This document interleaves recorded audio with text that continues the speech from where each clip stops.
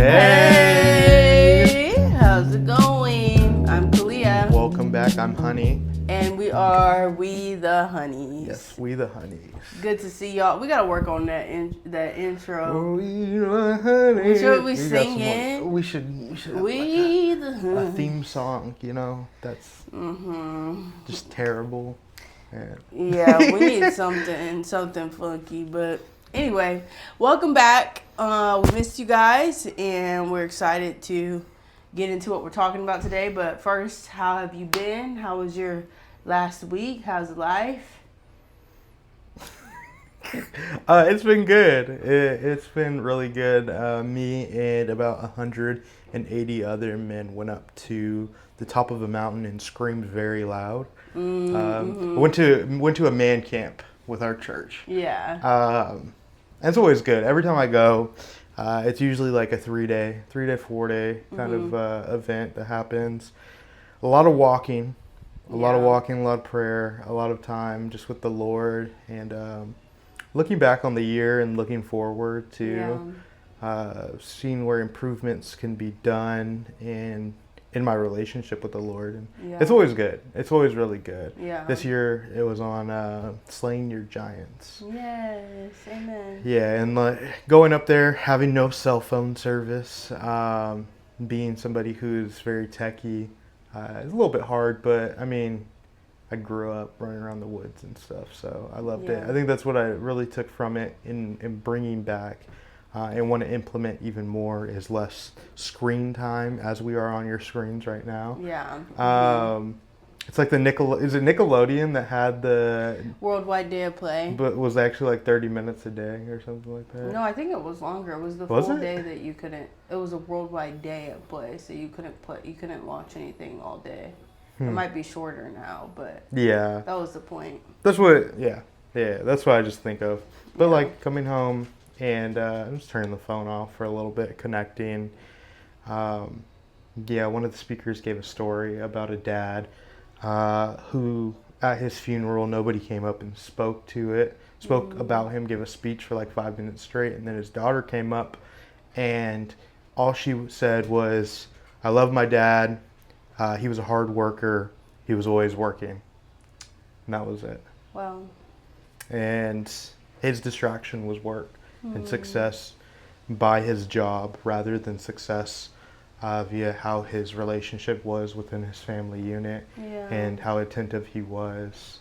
And in the end, I think that we all look forward to hearing from God saying, "Well done, good and faithful servant," but also what legacy are we leaving behind? Right. That gets into like our fruits that we leave also, right? What like will people say about us? Yeah, exactly. I know there's a lot of people that pass away who a lot of bad is said about them because it's not uncovered before.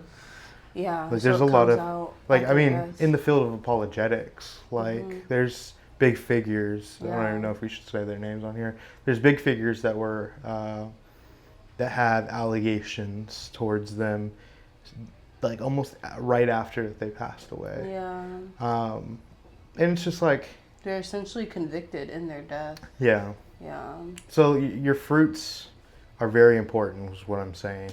Kind of went off track there. Yeah, but you're saying essentially like Man Camp reminded you to slow down and Be attentive with. refocus on what's important. Yeah, because like our phone screens are meant to be addictive. Yeah. That's keeps you on there, keeps you looking at ads. It's like how TV used to be. Like your parents or at least used to tell us, like, don't get too close to the screen. It's gonna burn holes in your eyes, or like they'd have TV limits. Now everybody. Now the screen's here. Now you have to put screen time limits on your phone because we're on it for too long, and even then you can just hit the X. Right. So, yeah, that was big for me. Yeah. I spent maybe tops an hour on my phone. Excuse me. Maybe tops an hour on my phone. That's because I was on the phone with you talking. Yeah. Yeah, I was just Catching up for the day. Yeah. Yeah, making sure everything was okay at home. Yeah. Checking on you guys. You Oh, checked on me. That's good. I feel like it's important too, as people who create content, to if you're gonna create content, make content that's useful, informative, educating, and we'll encourage people to get into the world and do what they're meant to do rather than just consuming. That's something that I feel like the Lord really convicted me about like a year ago. Is like, if I'm going to be online, I need to be a contributor more than I am a consumer of content. That's good. And so the same thing for people who even aren't content creators. What are you watching that's going to help you contribute to your family, to your job, to your church, to the marketplace, to the world? Like whatever you consume, most of what you consume should be pouring into those areas. It should be a ministry or a supplement to those areas that you're trying to cultivate. It shouldn't be brain rot, essentially. It shouldn't be just information that you're taking in and you're just like passing along. That was funny. But what's it, like you said, what's it contributing to? Yeah. Like, how is this edifying, one, God, and edifying your spiritual health, and your mental health, your physical health? Yeah. Right? Like, Yeah, exactly. It's good. Yeah, I'm not good at that. I'm not perfect at that. Definitely not. But it is a parameter and a test that I try to run content through. Like, is this going to contribute to what I'm doing, or is this just brainless and mindless? You know, I think that's good for everyone. It's funny when you mention about man camp, how you guys all went to the top of a mountain and screamed, and I didn't even think about it until you were talking to your stepdad about going to camp, that like men in the world, like secular men, there is a stigma about like going on wilderness retreats with other men and like sitting around a fire and crying singing Kumbaya. And that's just so crazy, because from a Christian perspective and being in the church, like I'm like, no, like it's so attractive when a man like goes to camp and is doing like stuff with the men's ministry and is like serving and is surrounding himself with other men of God. So I just think that's so funny that perspective is like completely inverted. Like in the church, it's like peak attractiveness. And outside of the church, it's like, oh, you're a beta because you went to camp with a bunch of dudes. Well, it's I don't know if he even watches, but my stepdad, he grew up in the mountains, so he's just like, why would you want to go do that? He's big and burly. Not everybody grew up in the mountains. I'm sorry. And it's not like an isolated experience for everyone. Like some people they've never gone camping before. Trips like this. It's very interesting. And it's fun to take people up there with them and to have a fun experience. Yeah, and to reconnect to like nature. Like I went on an 1.5 hour walk by myself and I was just praying. I'm talking to the Lord, working through some things, and man, like when you are disconnected from, like you said, city life, the world, like you start to notice things around you that you wouldn't naturally notice. I saw like 4 different deer within that 1.5 hours. Crazy. Yeah, it was cool. It was really cool. I saw a turkey. There was a possum that was like nesting somewhere. It was interesting. Yeah. That's fun. And while you were gone, me and Bubba had a lot of fun. We did a lot, had a lot of park dates, family visits. We filled our time. We're on a schedule. That's what I noticed when you were gone. I was like stuck to the schedule a little bit more. I think when you're home, I just want to spend I'm not saying it's your fault. I think when you're home, I'm just a lot more relaxed and I want to spend as much quality time as possible with you. And I know that you'll pick up the pieces where I don't. So then I feel like sometimes things fall through the cracks. So that's the thing I want to be more mindful of too, is like, okay, how can we still have a lot of quality time, but also be regimented when we're together? Because I think we both have a tendency to just get like loosey-goosey when we're around each other because we have fun. Yeah, I can testify to that too. Whenever you're serving at church earlier in the morning and have to get the little dude ready, we're at you guys church. are always on time. We're always on time. We're early, but when we go as a family, we're late. And it's like, what is that? We were just like, what is that? We were just cozy. We were just dragging our feet, having a slow morning. What could that be? Yeah. I don't know what it is. Is there like a hormone or something in our brains that's let off that like makes you just want to be sleepy and cozy? So. Maybe the dopamine. I don't know. Yeah. Anyways, we got to work on that. We got to beat our flesh into submission. We're ascetics. No, we're not. We couldn't be. That's a clip. Somebody's gonna clip that. Yeah. And the Muslims are We're going the to clip opposite. that. They're going to be We're like, hippies. look. They beat themselves They for beat God. themselves. To be closer to God. No, we don't. What we believe the gospel is of the Gnostics is true. Yeah. Speaking of Gnosticism and beating yourself for other gods, and Hold sorry, on. It's fly. to the fly guys. All right, start over. Speaking of beating yourself for other gods, and It's a reach. what? It's a reach. No, I don't think so. Speaking of beating yourself for other gods, we bought a pagan temple. Yeah, we bought a pagan temple. Yeah, we bought a pagan temple. Yep, we bought a pagan temple. We reside in a pagan temple. We actually That's crazy. live in the pagan temple. Reword that. And did not know that we had bought a pagan temple until a week ago. We bought, okay, Oh. Tuesday? Yeah, maybe. Oh, that wasn't a week and a half ago. My time's off. Okay. Since Tuesday, we found out. So what's the context? Yeah, the context here is our house that we have now lived in for 3 years, which, interesting stuff as we've lived here for 3 years. But we've recently, as we've been talking to a realtor about just like possibility of selling, trying to figure out next steps, decided to stay because of this reason. The previous tenants or owners of this house actually had this studio that used to be a shed that we converted into a studio as a pagan temple. I guess that what you would call it. How would we define that? I think it's like offering shack. Yeah. Yeah, it was an offering shack.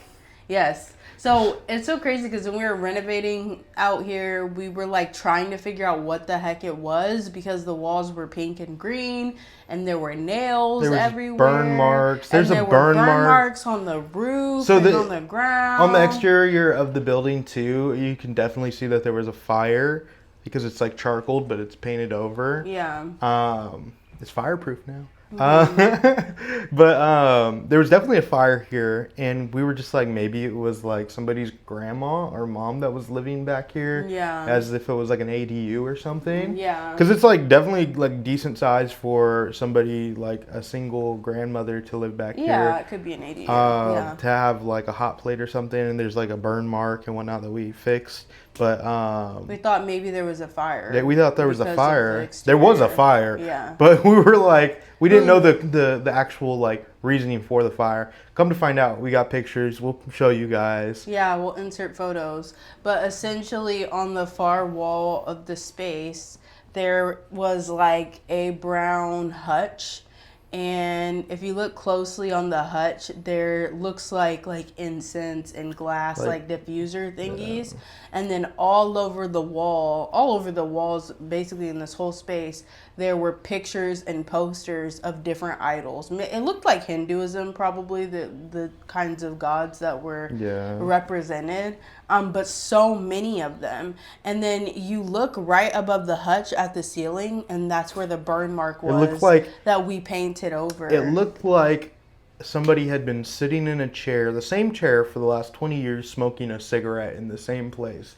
And there's just a yellow mark on the roof. Yeah. That's what it looked like. And you'll see it when you see the pictures. But, yeah, like...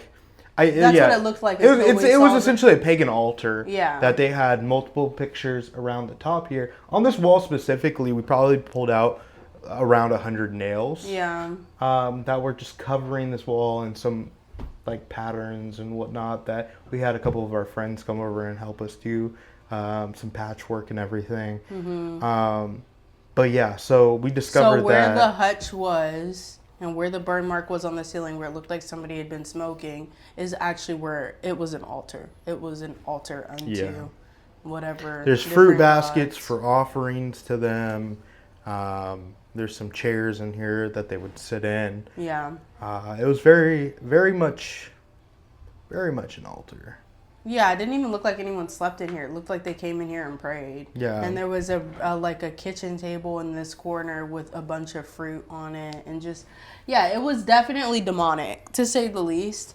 And so when we found that out, we were like, that's so crazy, because this is now a space where we pray, a space where we read our word, a space where we create content to share the gospel with the world. Yeah, we've anointed the walls in here. Yeah, like we read scripture in here, like after I get back home from the gym, on days that I'm remote, before I work, like I'm just sitting here reading my Bible, reading devotionals. Doing work in here. Like sharing the gospel, doing ministry. This is just turned from a space that altar worship to now godly worship. Yeah, it's crazy. And onto Jesus. It's an altar unto God now. Yeah. Unto the one true and living God. Yeah, exactly. And I said to him, it's funny because he's always talking about like going and tearing down pagan altars and idols, and we drive past different kinds of temples. He's just like, oh, these places, like, gotta hack them. And so I told him, you finally like lived your lifelong dream of desecrating a pagan temple, because that's what you did. You came in here, you renovated it, and same thing with the house. The house was a mess, and now it's like, wow, like the Lord really gave us territory and dominion over a space, and it's his now. Yeah. And you mentioned like we've had weird experiences in the house, which is true. But I feel for the most part, there's weird things, not necessarily experiences. Yeah. But yeah. Yeah, but I feel like for the most part, we've covered it, and we can. Oh yeah, like our house is like consistently anointed. Yeah. I mean, when you're in ministry, like you're dealing with a lot of different stuff. Like to not to get into too much charismania, but like you're dealing with a lot of spirits. You're dealing with a lot of stuff. Yeah. So some of it isn't even necessarily remnants of the house before, but just the spiritual warfare. That people coming into your house, leaving, praying coming and going. People in crises that are coming over and talking to them. And, which is it's so interesting too, because like this was once a space where false gods were worshipped. And possibly, I don't know what they fully believed, but like even like satanic beliefs, maybe, I don't know. And now it's a place where healing happens. People come, the gospel is spread. There's people that come up our street. Like you've experienced it, I've experienced. There's a guy sitting at the end of our driveway talking to himself. He was just sitting there, facing the street, talking to himself. And I went out there and sat with him, and just before church one day.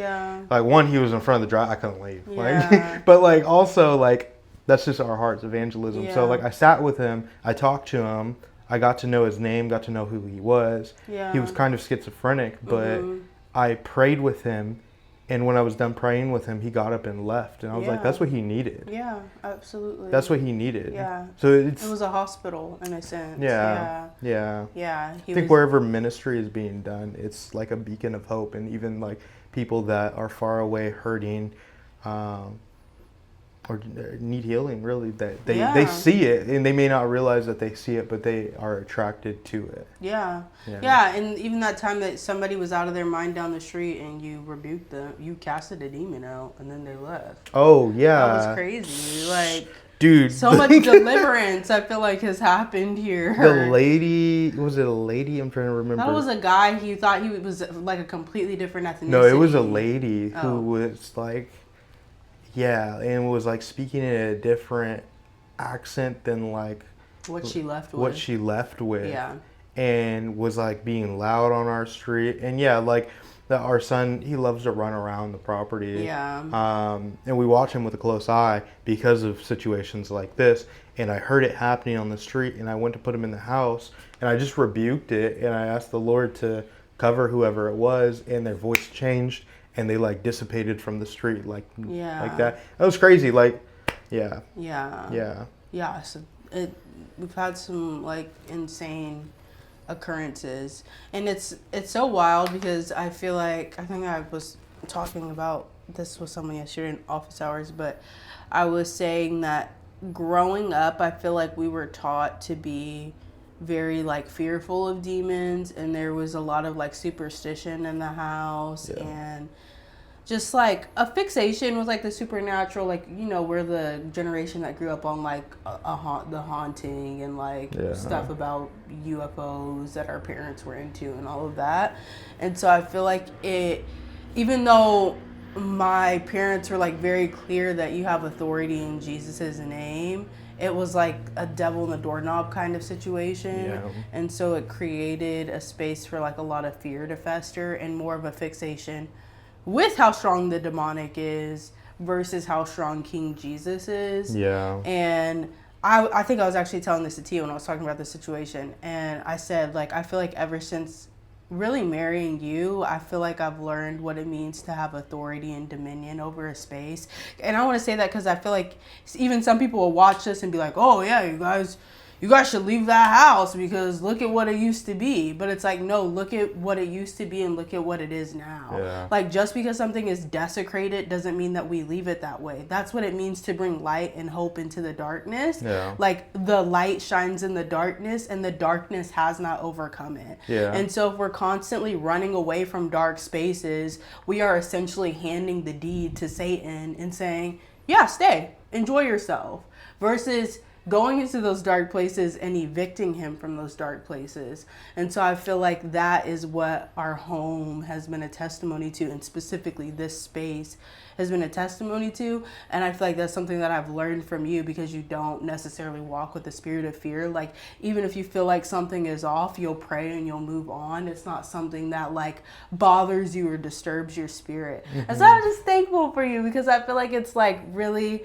I've had a lot of like reframing of the supernatural and like deliverance ever since I've married you. And just that boldness and authority of like, no, we desecrate pagan temples. That's what we do. Yeah. We don't allow places to stay dark, and we take authority and we take territory, because that's what we're meant to do. We're supposed to bring the kingdom of heaven here. And it reminds me of a passage that I pulled when I was thinking about this earlier in Matthew 16, where Jesus is in Caesarea Philippi, and it's where Peter makes his famous declarative statement when he affirms the divinity of Jesus, when Jesus says, "Who do you say I am?" And it's so interesting because that city historically was a city full of pagan worship, and specifically the worship of Pan. The Pan cult was there, that continued to spread and grow. But what's interesting is some people believe that where they were standing was at the gates of the city, or the cave, like a cave into the city.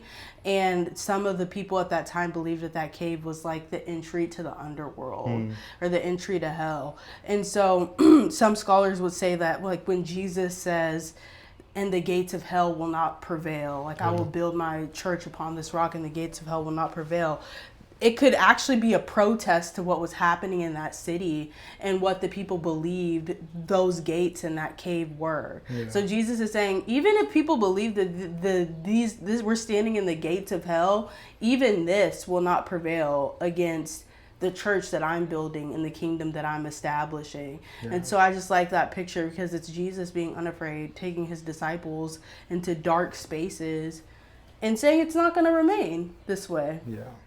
Sorry, guys, we have to leave our door open. It's hot here. Yeah. It's like over 100 degrees right now. So, but yeah, that was really good. That was really good.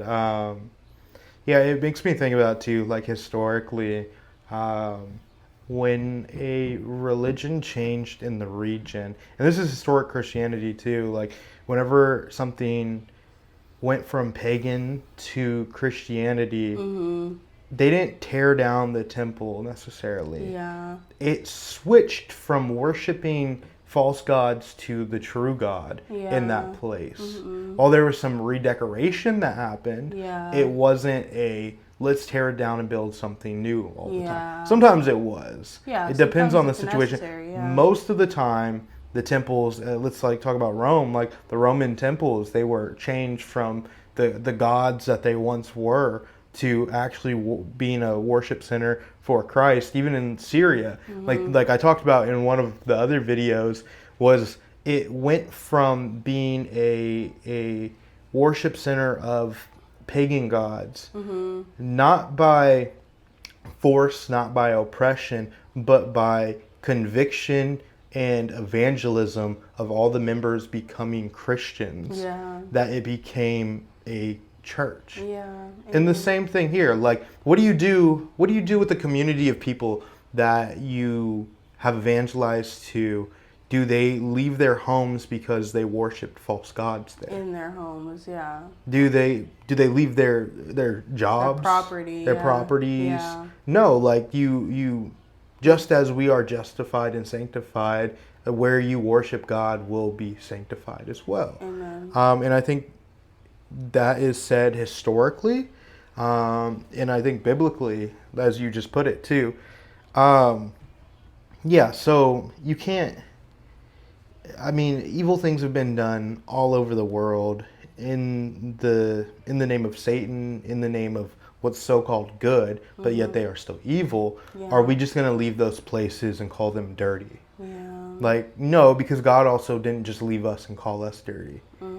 We should, onto those locations and places, raise them up to God as a center of worship, and as Christians do, as I just heard recently. I forget, I think I was talking to somebody today. Oh yeah, so we were just at a friend's house for brunch, and our friend was telling me that in Detroit they were just giving buildings away to churches for like $1. Wow. And it's because they know that churches are going to come in and clean up the neighborhood, to clean up the will. buildings. That's what we do. Because cleanliness is next to godliness. Yeah.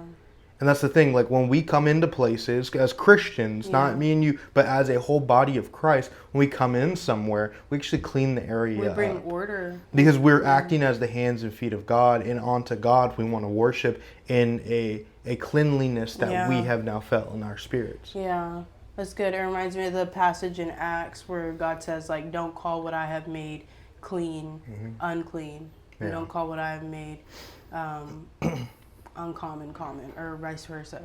But yeah, essentially God is saying, like, no, eat the food that's presented in front of you because I have made it clean. You can eat with this group of people. You can eat this kind of food. You can be in this space because I have made it clean. And so really the question is, like, do we trust God's ability to restore people? And do we trust God's ability to restore spaces? Because if we don't, then we're saying Satan, in some sense, is stronger. And we're allowing Satan to be stronger than God. Yeah, because we refuse. Stronger than God's restoration. Yeah, because we're refusing to be in those spaces and be in those environments. And it's like, no, I don't think that's the heart of Christ. I think the heart of Christ is always to go to and run to those spaces. I mean, obviously you have to exercise discernment. Not everybody's called to the same environment. Not everybody's called to the same sphere. That's not what we're saying. We're not saying, like, if you have triggers or you're an ex-addict, you need to go be a part of, an addict recovery program. That's not what we're saying. Everybody needs to go to strip clubs to share the gospel to strippers. Exactly. So it's not us saying you need to go into every space. It's saying, what's the space that God has specifically called you to? And are you afraid of that space? Are you afraid of going into that space and bringing the light of Christ? Yeah. And then why? Or have you gone into that space and, like, what's the testimony? Like, you guys can share in the comments. Have you ever walked into a space that God called you to and you watched him turn it upside down? Yeah. I know for me in this specific situation, I feel like it's even more confirmation because I know that God has called us specifically to engage with other world religions and paganism, essentially, on a mass scale. I mean, the conversations that I've had with New Agers and the influence of Hinduism and Buddhism on those people and African spirituality and the chokehold that has, I feel very called that, like, that's my lane. And I feel like that's our lane together too. And so I feel like, this space was just affirmation of that too. Trying to think of the term.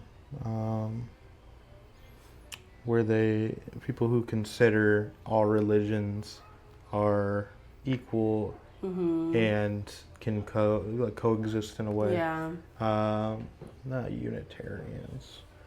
Forget the term.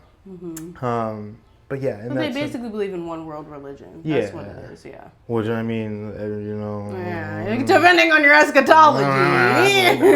So, I mean, I think since we've been back here, we've seen so much change. Yeah. And if you go into like even some of the older videos, we gave an announcement about something that we were praying about. Literally 6 streets over from us, there used to be a coven / witches shop. Yeah. Where witches would also meet Yes. and do rituals and create potions and stuff. And like it sounds like something like that you would see in a movie, but like it was a real thing. Mm-hmm. I say it was because we prayed that thing out of We our prayed it neighborhood. out of our community, and then it left our city. It left our city completely. Yeah. Like, and that's something that we prayed for. We prayed that the Lord would remove this from our community because we have such a heart for our community. Mm-hmm. That's why we came back here after college, and we prayed hard about this. And one day we were just driving by, and it was gone. There was a sign on the window that said "for lease." And I was like, that used to be the witch coven right there. Like, what's going on? So I looked it up online, and they had moved not just out of our community, but out of the city. Not just out of the city, but out of the county completely. Praise the Lord. And I just feel like we've been able to see God move, prayers answered. Something that also recently happened. I literally today I saw news on it. Was there was a very. This is why I wanted to remember the term. Coexisting church that's down. Just call it unity. Unity church, like Unitarian, universal church Yeah. downtown. That is like the oldest Protestant church in our area. Yeah. And we went up to it. I think a year ago. Yeah, last Juneteenth. Yeah. There was an event that we were over there for. And we were walking around. I really like old church architecture. She really likes old church architecture, stained glass. So we were just looking at the old church buildings, and we walked up to this one, and we noticed like this massive symbol on the ground. And I was like, this looks interesting and weird. We started reading about it because they had like a whole poster in the window about it. Turns out that it was like an old pagan ritual where you would look at the ground. Labyrinth. It's a labyrinth for like thought. You would follow the line on the ground in like this weird, obscure way. Yeah. And think hard about whatever you wanted to think about, and it would essentially like come true by the time you went to the center. Very odd, very much like witchy. Which apparently is at a lot of like universalist unity type churches. I just saw a Melissa Doherty video where she took John McCrae to a New Thought church. And New Thought is great. New Thought, that's what it's called. That one would be considered because it was Christian. So New Thought is essentially, it's not New Age, but it's very similar to New Age as far as like the language. It has more to do with like trying to manifest realities and like little God theology. We are little gods, and Christ consciousness is everywhere, and all paths lead to God, kind of thing, which is the church you're describing. But in that video, she said that the church that they had visited had a labyrinth too. So I think that's kind of like a demonic staple. But yes, so that church, what happened? It shut down. Yeah. So they're having to sell the building because they can no longer afford it, and it's because they have no congregants anymore. And we were there a year ago, and I'm pretty sure we were praying while we were there, praying against whatever was going on. And now it's shut down, and it cannot continue to confuse people. That's what's frustrating about it, is it's just the spirit of confusion that's on these churches that claim to be Christian, but are also touting all these other gods and making space for people to worship their gods within those grounds. Like, it's just it's confusing. It's a progressive kind of church style, and they were definitely a progressive church. And what I've seen a lot online, especially from like, there's a lot of Anglican churches that buy old like progressive churches. And there's an online Anglican priest who talks about it a lot too, and their building was an old progressive church, and he said the reason that they failed and that they couldn't afford the building anymore is because they were too political. and everything had to be so politically right that they couldn't actually hold people accountable. And it was more so like, you're right, even though you're wrong. And people already are getting that in the world. Yeah. People are already getting that in the world, and they're just like, you're just reassuring me that what I'm doing that is wrong is right because I want it to be right. Right. And I don't need to be here for that. Exactly. I'm not actually even getting spiritually fed from right. this. So there's no oversight or accountability. Essentially what it becomes is just another community center. Yeah. And people are already getting community in all the spaces that they're sitting in. Yeah. So they don't need it from a church that purports to be a church but has no actual spiritual oversight. So to me, it makes sense that they're shutting down. As much as like people try to make them seem popular online and on TikTok, and Reverend Brandon, that queer reverend online, and people like that, as much as they try to make progressive churches seem popular, they're not, because what people realize is that their time is not, there's nothing unique about the time spent there. Mm-hmm. Because everything that they're being taught, they already believe, or they're hearing from other spaces. So what is unique and distinct about a church experience in that environment? That the priest or the pastor is changing perspective. That's what's unique. And yeah, it's weird. But that's nice the first couple times, I'm sure. But then eventually it's like, why do I need the spiritual discipline to keep showing up to church? Well, it's odd too because it's a weird reversal. Yeah, like that's interesting. It's a weird reversal, right? Like, and this, I fully believe this too. And it might be controversial, but I think that pastors need education, especially today. Mm-hmm. We have so many pastors that are like preaching heresy that they don't even know. There's clips out there of like some mega church pastors that can't really explain the Trinity even in the most simplest of way. Yeah. And it doesn't have to be complicated. It can just be what has historically been said, but they give a very like partialist or like modalistic type of viewpoint. Because they want to take the mystery out of it, but it's like you can't. You can't. A really good explanation of the Trinity by Alistair Begg. Mm-hmm. And I'll post it in Patreon. I think it's really good.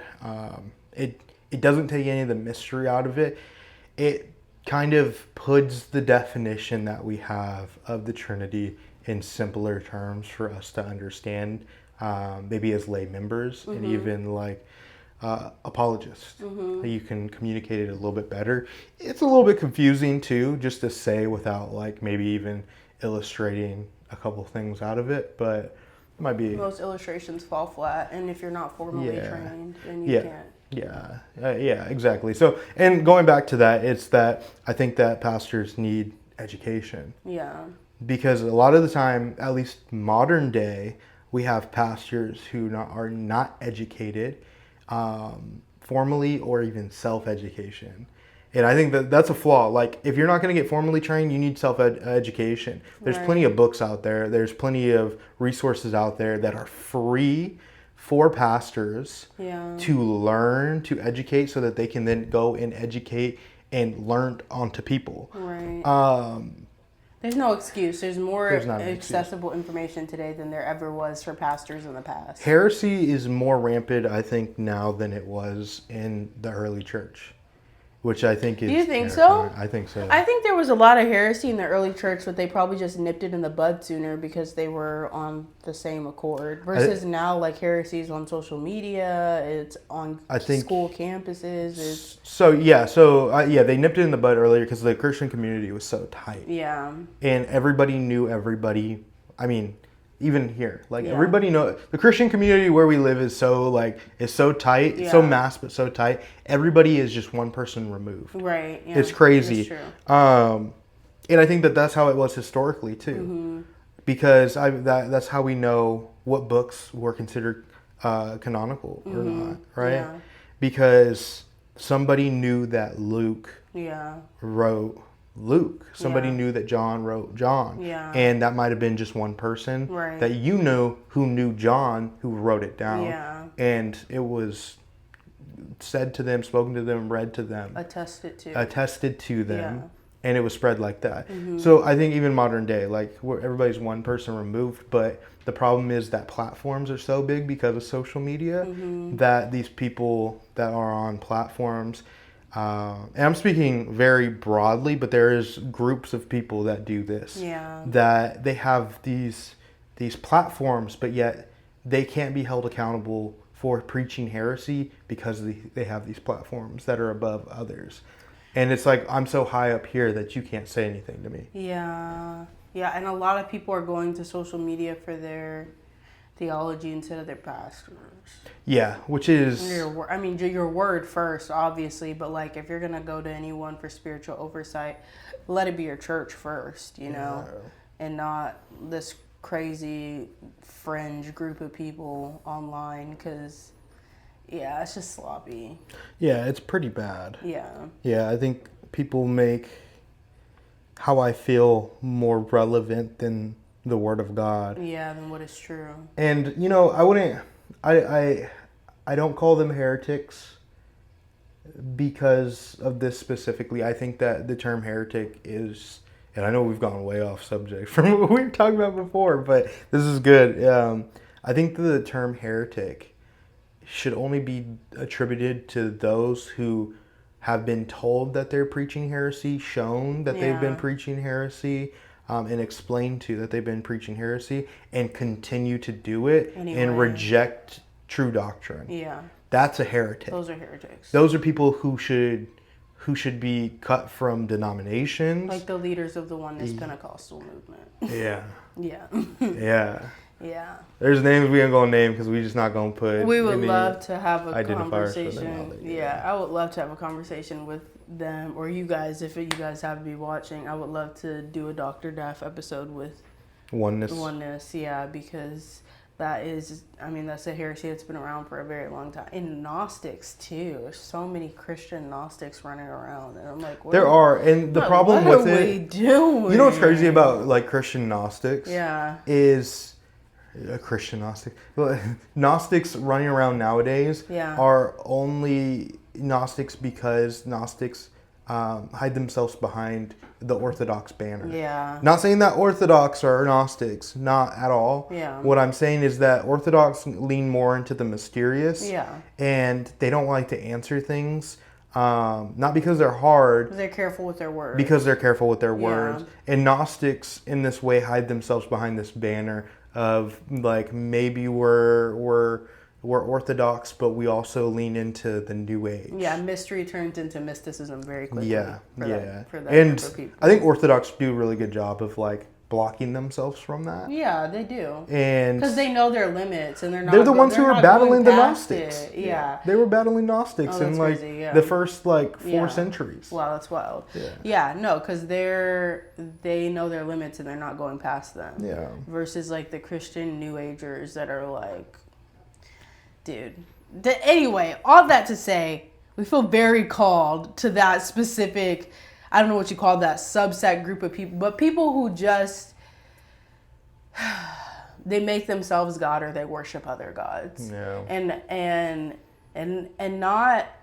not even Abrahamic religions. Like, I love having conversations with Muslims and Jews, but I just feel very burdened for people who think they are God, and who also have been completely absorbed into this New Age mentality of like, if I worship more gods and if I light more incense and if I bring more fruit into the offering shack, then maybe I'll get what I want. And like, this home, back to the house, this house was so dilapidated. And so to be so desperate and so depressed, so desperate and so dysfunctional, so desperate and living like a hoarder and living in chaos and living in filth while bringing fruit baskets to deities that don't hear your name.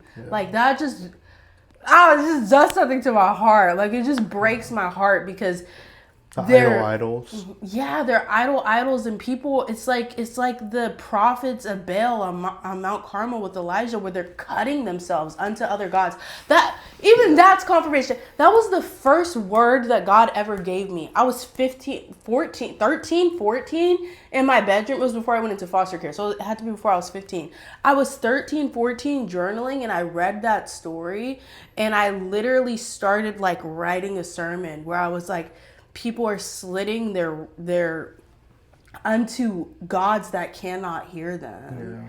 And I see my generation doing that. My generation is depressed. My generation is anxious, and they are literally pouring their blood unto these things that cannot hear them based on that story. And so like I look at the trajectory of what I've been burdened for the last decade plus of my life, and I'm like, no, it's that. It's people who worship idols. Yeah.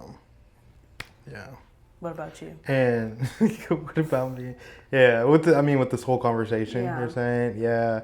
I mean, or do you feel like a specific call to that? It's interesting. Like, I feel called to our area, because I know the struggle in our area, and that's a pretty big struggle. Like New Age, atheism, the faith in things that can't speak to you, and that honestly, not that they don't exist, but that they don't have power over the ultimate God. Yeah. And that's like, I mean, yeah, like, they don't have power over the ultimate God, and they're not going to give you the satisfaction that you want in the long term. The power that they give you is only destruction of yourself and others. Yeah, by the end of it, you're drained. Yeah. Because demons are gluttons, and they're never satisfied. So you're draining yourself, killing yourself. Yeah. Trying to get something from them that they can't give you because they can't, because they're limited. Yeah. Yeah. Yeah. I feel called to our community. Yeah. And not just our church community. I feel called to our church community, but I also feel called to the people in our area that I know we both feel strongly about. And like every time we're like, Lord, this is hard. Like it's expensive here. Like, Lord God, take us somewhere else that's cheaper. Plop us in Texas. Plop us in Texas. Plop us somewhere that like, you know, it's just like, no, like I feel every time we go out and evangelize, like I'm just like, no, like this is where we're supposed to be. This is what we're supposed to be doing. Yeah. I love this. I love these people. Yeah. Even though they may not reciprocate the same love to us. Yeah. Yeah. Yeah. Oh, and they don't. Somebody threatened to fight me. That's crazy.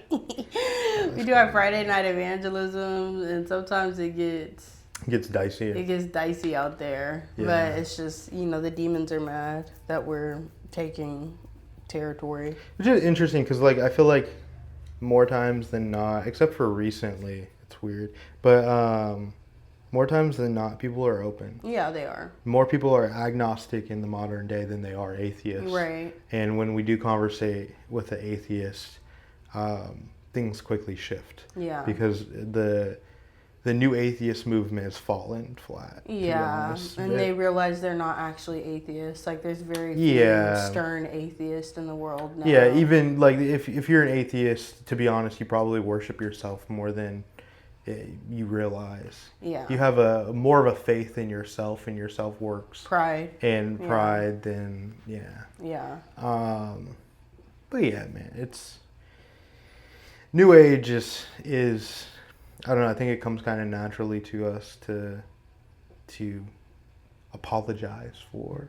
Yeah, it's kind of our world. It's kind of our world. Like, we have people in our family who are kind of on that spectrum, and it's heartbreaking. It's heartbreaking.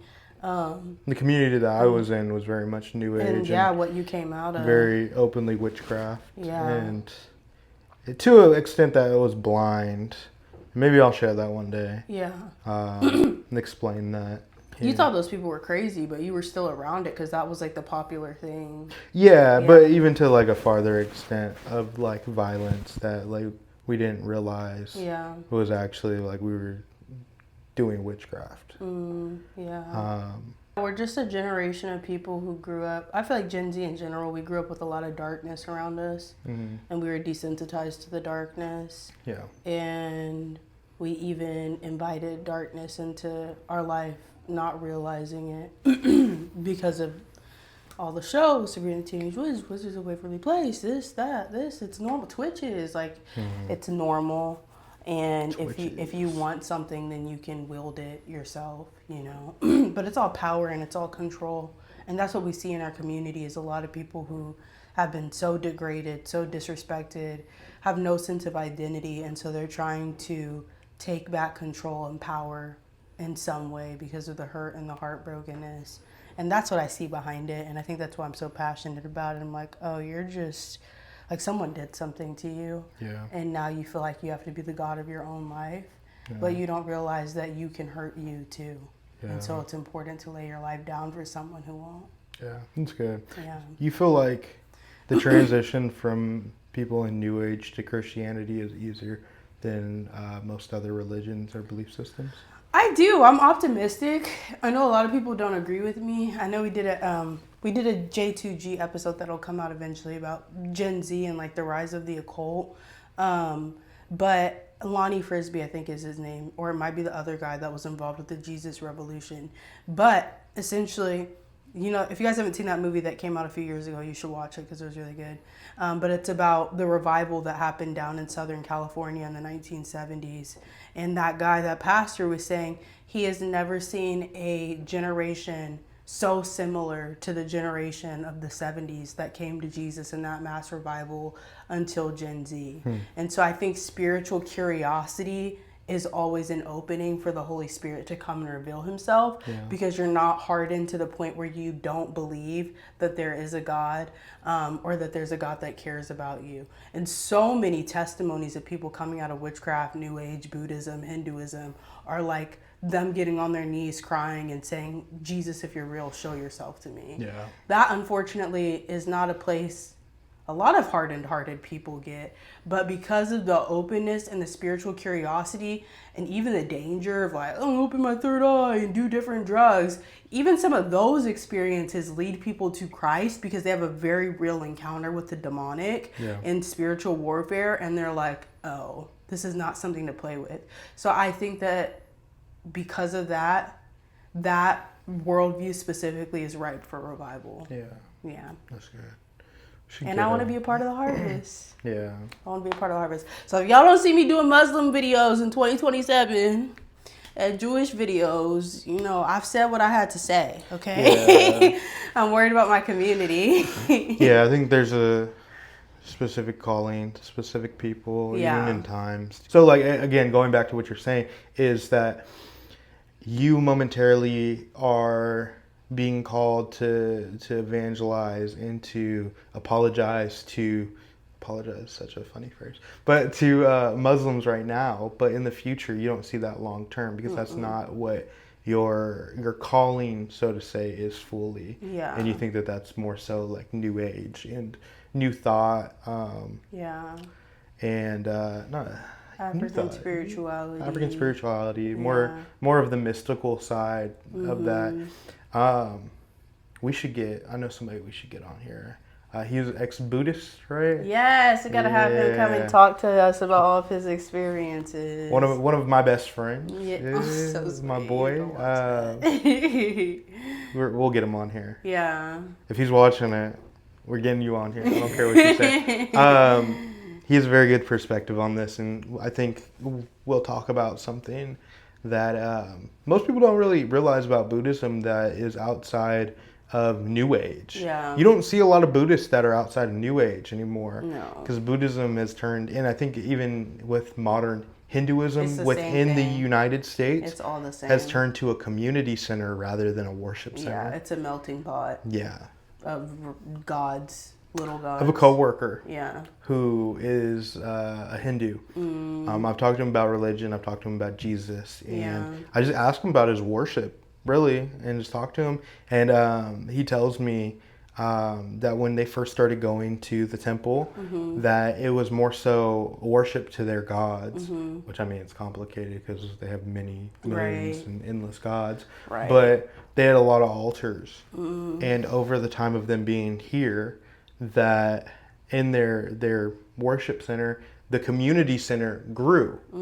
But it doesn't mean that they bought more community center space. What they did was they keep shrinking the worship center. and it's just become a community center to basically a coat closet of worship, which there's still worship that happens. Right. There's still festivals that happen onto their gods that they believe, but it's not as prevalent as it once was, and they've kind of shifted away from that. Yeah. And I think maybe that might be, I mean, there's a lot of ideas and works that I want to do in the next seasons to come. Yeah. But even talking about the practices with American Buddhists, American Hindus, a lot of pagans. Just talk to them in general about their worship and like maybe how they modernly worship and spread the gospel, because I think it's interesting that they've now pushed away from it more into a community sense. Yeah. And I don't know if that's just maybe the Americanization in like them needing community because they don't have it as greatly like they once did. Yeah. But yeah. Yeah, so many of them, I mean, it's like cultural Christianity. It's the same thing. Like they believe, That's a lot true. of what they believe is hogwash. Yeah. And they're just there for the family aspect, friends and family aspect. It's their family's church. Right. They've gone there for generations, but yet this is what we do. They don't have the same faith that grandma did. Right. Because, they don't. Maybe not just as open. They don't partake generational in salvation. Right, yeah. They don't practice at all, yeah. So your mama can't save you. Your daddy can't save you. Your homies can't save you. They ain't Jesus. No, not at all. Yeah. Well, this has been this episode of We the Honeys, and us making our home a living sanctuary for the living God. We bought a pagan altar. Yeah. Crazy. Yeah. Well, we'll see you guys next time. Comment below, like, follow, subscribe, and let us know what you want to see next.